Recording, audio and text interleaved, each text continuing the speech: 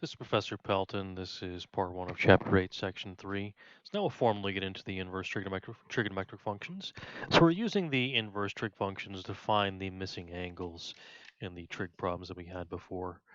If we wanted the size, we just use the regular trig functions, right? So obviously an inverse undoes something else. So back in algebra, if I wanted the inverse of y equals 2x plus 3, that would simply switch the variable and get x equals 2y plus 3. Then I would solve for y, and either that would be an inverse or not an inverse, right?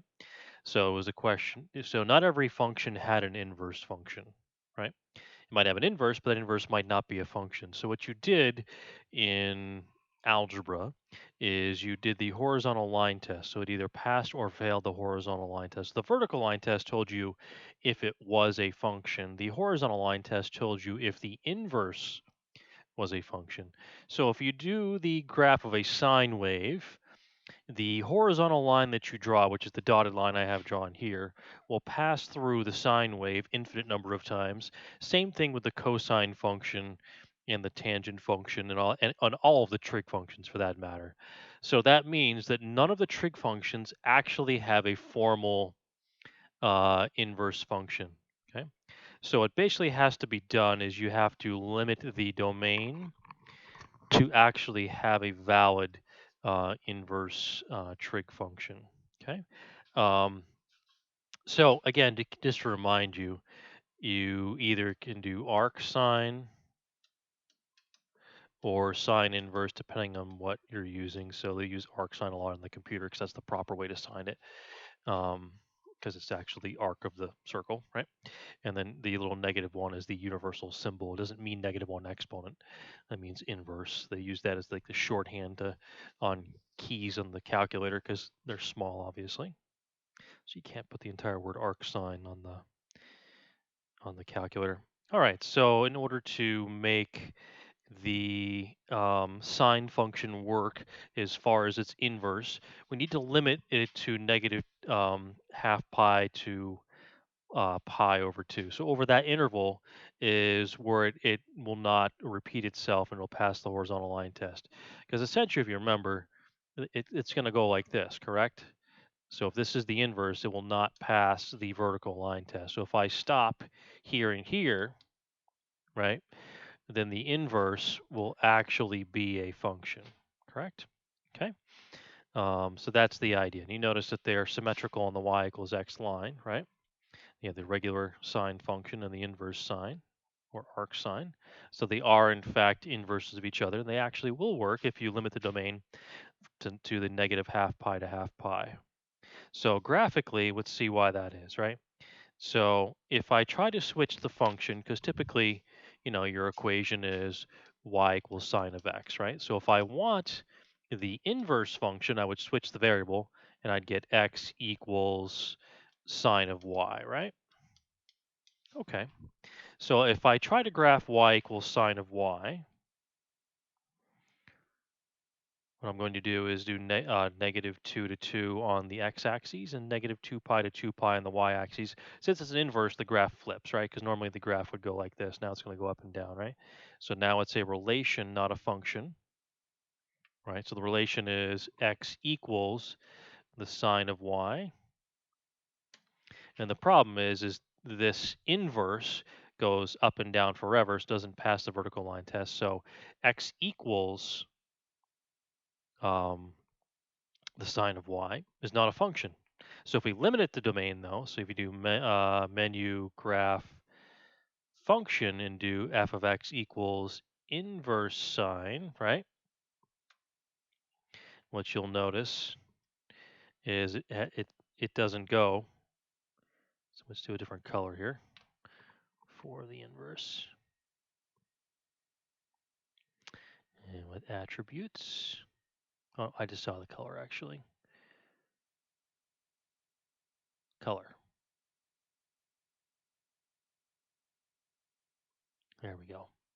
So you notice that it stops, doesn't go forever. So it's actually a function. It'll pass the vertical line test. All right.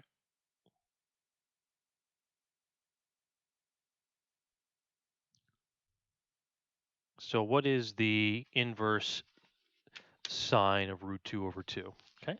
So you're going to remember from the prior section that we covered in chapter 7 that the inverse function will give me an angle. So what you have to think about is some angle, we'll call it theta, is equal to the sine of root 2 over 2. And these should sound familiar. These are the common special ones.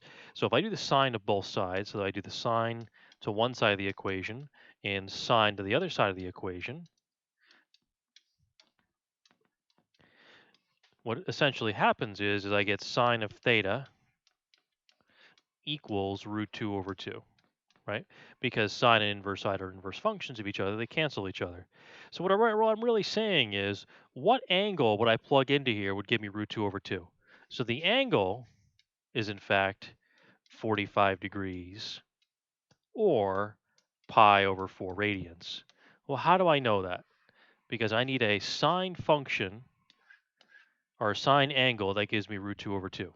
Okay, well, let's go to the unit circle and take a look. And we can also remind ourselves from the chapter 7 work we did as to why that is. Okay, can I write on here? Yes, I can. All right, so if I look at the unit circle at 45 degrees, that's cosine value, that's the sine value, right? Because again, this is the 45 degrees here, and I get root, so basically sine of 45 degrees gives me root 2 over 2. So does cosine, because they're the same, but that's essentially what we get. Okay, all right. So pause the video, try the student problem for yourself.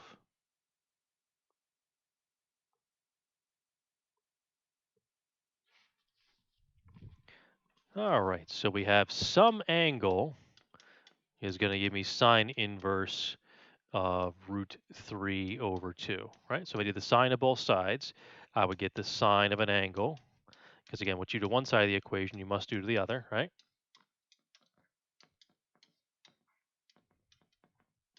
Okay, so essentially what angle of sine is going to give me root 3 over 2? So my angle is going to be 60 degrees or pi over 3 radians. Well, how do I know that? Okay, well, if I go to the unit circle again, we have my unit circle. Okay, if I look at 60 degrees, cosine and sine, right, my root 3 over 2 is the 60 degree, right? So 60 degrees of sine will give me root 3 over 2. And how do you remember which one's which? Well, in the alphabet, C comes before S, right? So that's the cosine value, that's the sine value, right? Because again, when you do a triangle in here, it's X and Y, correct? And the, whoops, I lost my little picture there. We'll do a little picture on the side here, actually. So in the unit circle, right, you're going to make a triangle in there, and you have an X and a Y value, correct? So if this is my angle, that's adjacent, that's opposite, right? And adjacent is cosine, the opposite is sine. So that's how you understand that as far as the coordinate anyways, right? XY coordinate. All right, can I clear this somehow? I guess not. That's fine. Okay, let's try another one. What about negatives? Interesting. Okay, well, we have to think for a minute. So some angle is equal to sine inverse of negative 1 over 2. So basically the sine of some angle equals negative 1 over 2, right? So what is that angle? Well, we have to think here because remember there's a restriction. So if I do a unit circle over here real quick, right? So this is pi over 2, this is negative pi over 2, correct? So I'm limited to these two quadrants over here because again we have to limit the domain of the sine inverse to be able to make it work as we discussed with the graphs before. So the answer must be in here. So we know this is the positive direction, this is the negative direction of angles as we learned in chapter 7. So if I go this way, I'm going to get a coordinate right here which is root 3 over 2 comma negative 1/2, right? And this angle right here that I just found gives me a cosine sine value. And in fact, the sine is negative 1/2. So that is negative 30 degrees or negative pi over 6, which is the equivalent, right? So in the negative direction. Because again, sine has to be in the first or fourth quadrant. I can't go over the other ones because it has to be within that domain. All right, pause the video. Try the student problem for yourself.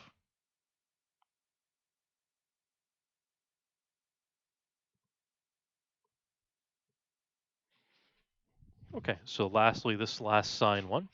So some angle must equal sine inverse of negative root 2 over 2, right? So basically, if I would do sine to both sides, the sine of an angle equals negative root 2 over 2. So basically, what angle do I plug in there to get a root 2 over 2 negative? So what's the angle? Okay. All right. So again, if I do a unit circle, you can look up one online too.